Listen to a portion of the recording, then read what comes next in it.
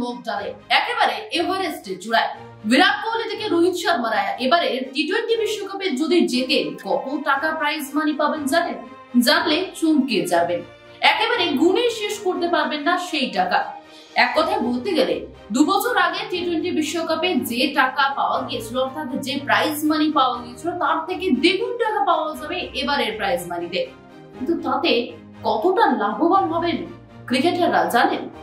এবার যে সকল ভারতীয় নতুন ক্রিকেটাররা রয়েছে, যেমনটা শিবম দুবে থেকে শুরু করে রিঙ্কু সিংরা, তারা কিন্তু খেলুক বা না খেলুক সকলে লাভবান হবে। আপনাদেরকে জানাবো বিস্তারিত কত টাকা পাবেন এবারের বিশ্বকাপে জিতলে সেই জেতা টিম।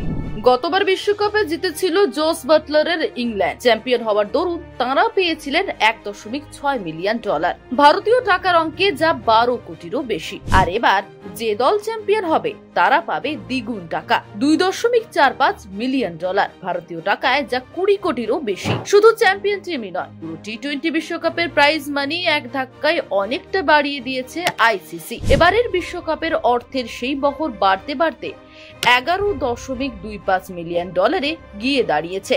বিশ্বকাপ ফাইনালে যে টিম হারবে তারাও কিন্তু বিপুল পরিমাণে টাকা বাড়ি নিয়ে ফিরবে। রানার্স টিমের মিলবে $1.28 মিলিয়ন।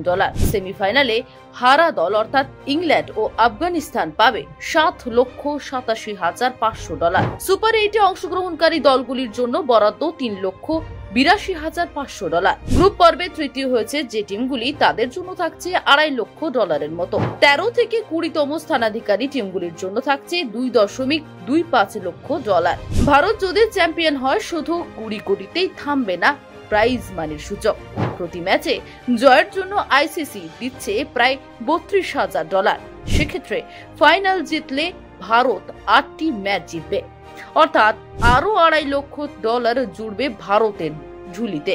বোর্ডের আর্থিক পুরস্কার ছাড়া আরো অনেক পুরস্কার তারপরেও অপেক্ষা করবে রোহিতদের জন্য। ভারত যদি বিশ্বকাপ জেতে একজন ক্রিকেটার কত করে টাকা পেতে পারেন আপনি তা শুনেও অবাক হয়ে যাবেন, এবং তা গুণে আপনি শেষ করতে পারবেন না।